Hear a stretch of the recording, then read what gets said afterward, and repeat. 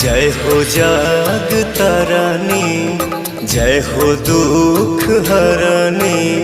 आइलू अपना बेटा के दुआर, हाई हम पुजरिया रखी नजरिया।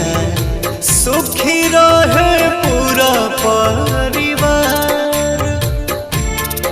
एहो पंडित जी शंख बजावा, सब जन मैया पे फूल बरसावा।